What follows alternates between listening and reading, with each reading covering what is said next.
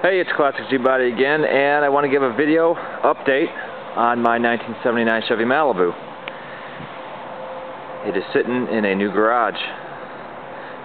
Moved into a new house recently and moved everything in December, and I finally have an insulated, heated garage to do some work. So I'm looking forward to getting started on this Malibu this winter as soon as everything's situated in the garage. I got to build myself a new workbench because everything sitting over here from the old garage is pretty much sitting on the floor. I took part of the old workbench, and it's basically just the top of the old workbench, and it's sitting on the floor along with everything else that was underneath the old workbench. So as soon as I build that, I can get organized in the garage. I pretty much have everything organized, but I'll get the rest of it organized so I can get wrenching on this thing.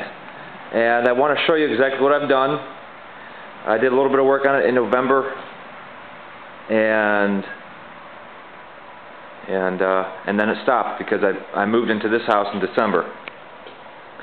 The old engine stand, that was holding the 350 Chevy for this Malibu is now holding my Olds 403, and I'm not sure when I'm going to tear into that one because I have plenty of other projects. So I did get the engine in this car along with the transmission. I mainly have it just sitting in there for now. Sure does look pretty in there.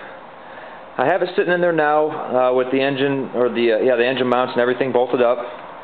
But I wanted to get it in there before I moved because it was going to make things a lot easier to move with the engine in this car and with the limited amount of space I have here as well.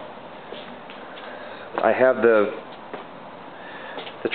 engine's tilted back a little bit just because I don't have the rear transmission mount in.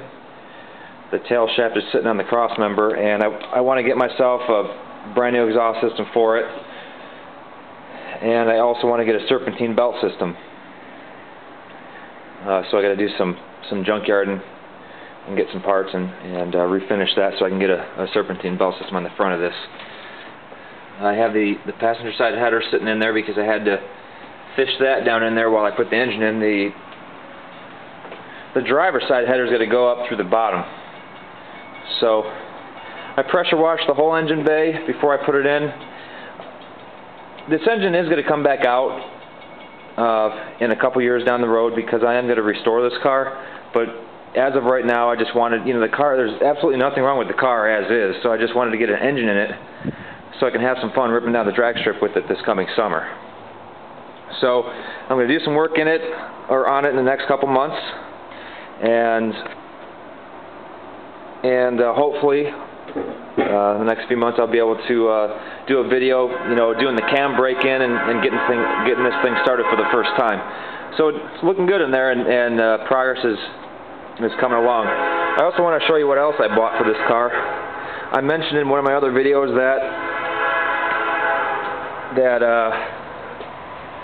I'm going to be putting a 7.5 342 posi in this car. Well, that's changed. The 342 posi is sitting back there now, along with all my other parts, and I was able to find myself an 8.5 373 posi, which came out of an 87 442. So I'll be able to slap on a set of drag radials on this car and not worry about the rear end blowing up. So the 8.5 will be able to take plenty of abuse.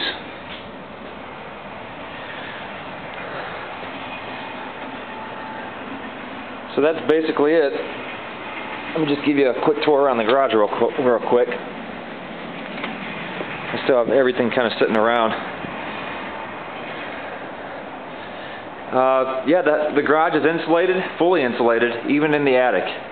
So, I run this heater. This heater runs off of the wood burner outside.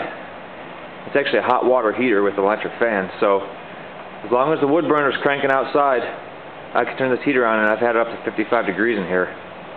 It doesn't look like much, but with all the insulation, it sure works nice. And I have several fluorescent light fixtures I'm going to be hanging up here as well. Give me some more light. So I need to build myself a workbench, give myself a little bit more lighting, so I can get wrenching on this car again, and hoping to have it ready to go by the spring. So once again, thanks for watching, and just keep on watching my channel for further progress on the '79 Malibu.